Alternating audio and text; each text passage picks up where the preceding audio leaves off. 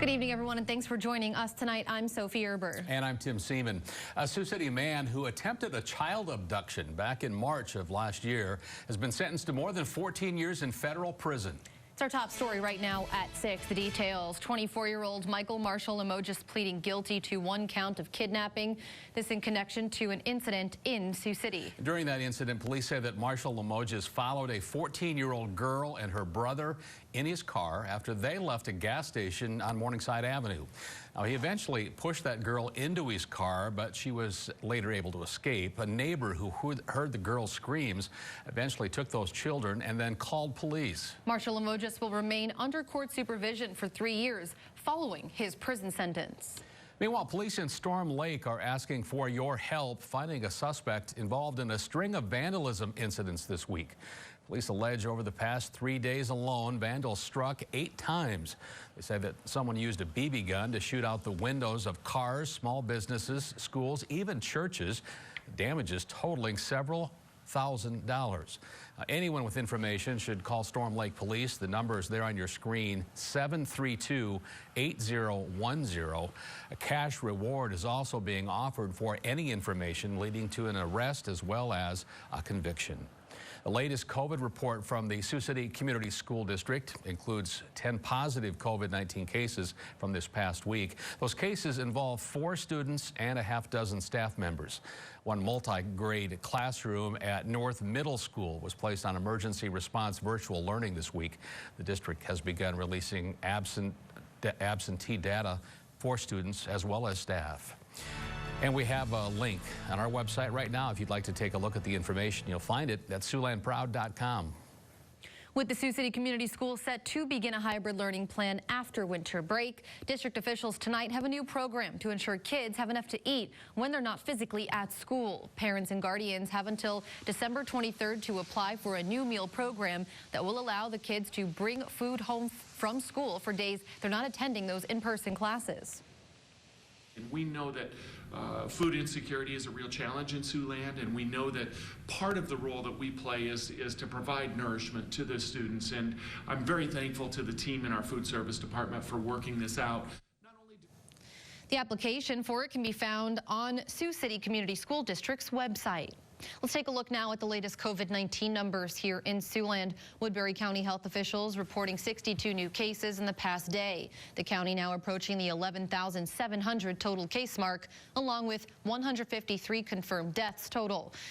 38 people are currently in the hospital with COVID-19. In Nebraska, Dakota County now with 9 new positive tests. In the county there, almost 3,500 total cases. And out of South Dakota, Clay County listing 129 active cases, with Union County at 182. Nebraska expecting nearly 12,000 additional doses of Pfizer's coronavirus vaccine next week. Those will be used to treat residents and employees at the state's long-term care facilities. Governor Pete Ricketts saying today. The announcement at a news conference coming just days now after the state officials there said they were not expecting any shipments from the company next week because of unspecified logistical hiccups. So a fluid situation there. Let's check in now with Chief Meteorologist Scott Larson for a look at our forecast. And let's get a look at what the weekend forecast looks like across Siouxland. Scott, good news here tonight? Yeah, some pretty good news out there tonight, Tim and Sophie. We had some beautiful weather for the month of December today, with highs stretching up into the 40s for most. The high temperature officially getting to 47 in Sioux City, 48 in Norfolk, and 44 for Cherokee and Spencer. Looking at the radar now, you can see that we have some sprinkles and flurries that are attempting to form. Not much of this is reaching the ground. We'll stop the clock and zoom in. You can see that we have that spread out from Sioux City up toward Emmitsburg. Some very light precipitation, maybe just enough to tick you off if you decided to get a car wash today. As we move ahead through the weekend, we expect to have some pretty nice weather, highs in the 40s and 50s next week. Your 9 on 9 forecast in just a few minutes. Back to you. I was wondering where he was going with tick you off. Yeah. I didn't know for sure. I wanted to know there. Well, if you're looking for the perfect holiday gift this year, a pet may not be the best idea. That's right. KCAU 9 News reporter Mallory Smith telling us why giving pets as a gift can actually be problematic for both people and the pounds. The holiday season is often a peak time for many animal adoption shelters. In Siouxland, shelters are emptier than usual. If you plan to make a gift of a pet, the Siouxland Humane Society has a suggestion. One thing that the Humane Society recommends is not giving a pet as a gift at Christmas time. For the simple fact, maybe someone in that family has allergies, maybe where they live at, they can't have pets, or maybe it's a pet that's going to be way too big for them, or maybe it's a pet that's full of energy. Kelly ERIE is with the SIOUXLAND Humane Society. She says dogs and cats live for a minimum of 10 years. That's why you have to be positive it's what you want before making the big decision. The number one thing is pets are a lifetime commitment. It's not what I want today, I can't keep tomorrow. These are lifetime commitments and their family. So make sure you do your homework. ERIE says most people would prefer a certain kind of pet, one that fits their personality. That means there's a high chance a gifted animal can end up right back in the shelter. Being financially stable is also important when adopting a furry companion to cover vet bills and food costs. The dog's gonna suffer, and same with the cat. You know, you gotta have the yard, you gotta have the facilities, you gotta have the time and to take care of dogs and stuff. The Humane Society offers animal gift certificates so you can cover the adoption fees for someone else and let them choose the pet that they want. Mallory Smith, KCAU 9 News. A SIOUXLAND nonprofit that helps shelter pets is seeing some success tonight despite this pandemic. SIOUXLAND Friends of the Animal Shelters, or FODUS, has been able to provide medical care as well as spaying and neutering services for more than 1,900 dogs and cats. And since February, they've helped more than 750 animals find their forever homes. One volunteer says she loves the work she does. It makes me feel very happy because I'm finding animals homes that, you know, they're, instead of being out on the street, I'm helping them out, helping them, you know, get a life and have a better home and prevent unwanted litters by spaying and neutering animals. FODUS is currently selling T-shirts and car decals to raise more money to continue providing those spaying and neutering services to animals who are in local shelters. After traveling around the world dancing professionally, SIOUXLAND seniors are now benefiting from one woman's talents. That's right, trained by the best of the best at the Royal Ballet School in London and Paris.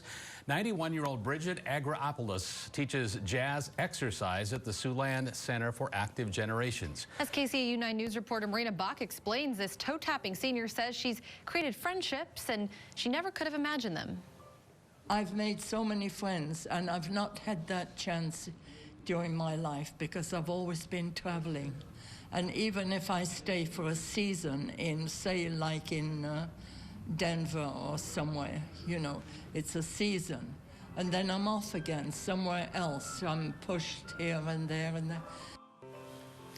Bridget's jazz exercise classes are twice a week at the SIOUXLAND Center for Active Generations. Pretty cool. Indeed. Yeah, well, there's a few hours left for Congress to pass a new COVID-19 relief bill. What Iowa's auditor says the state can do to help folks struggling while waiting for Congress to pass that bill. We'll have it coming up.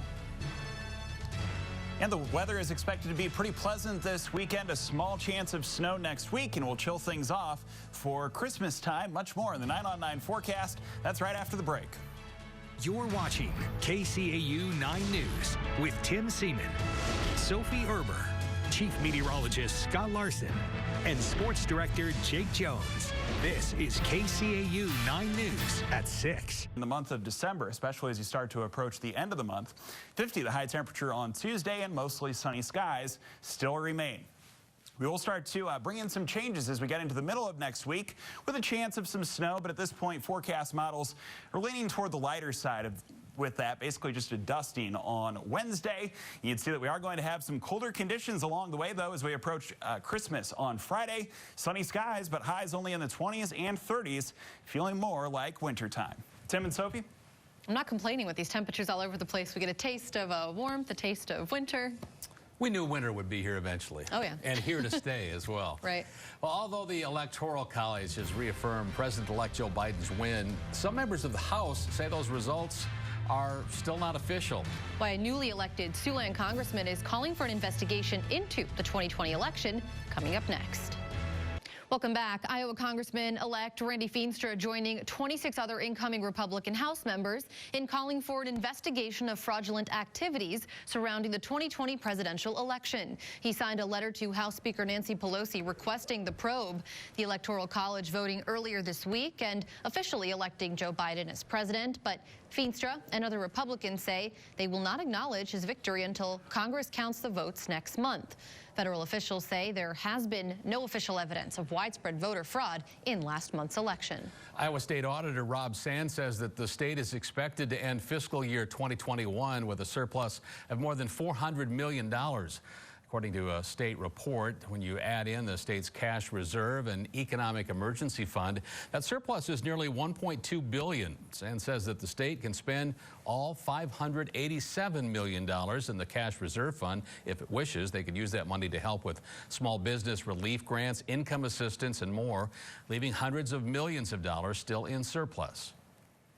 That money belongs to Iowans, and having a budget surplus is good.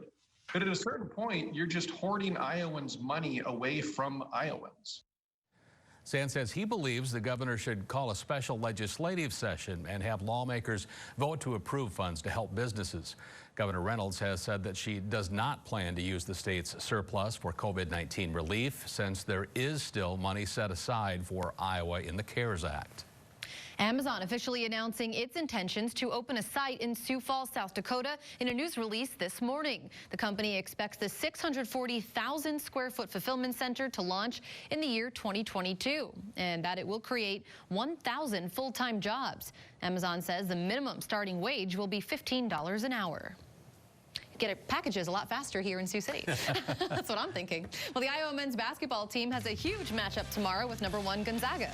Jake has what the third-ranked Hawkeyes have to say about the early season showdown coming up next in sports.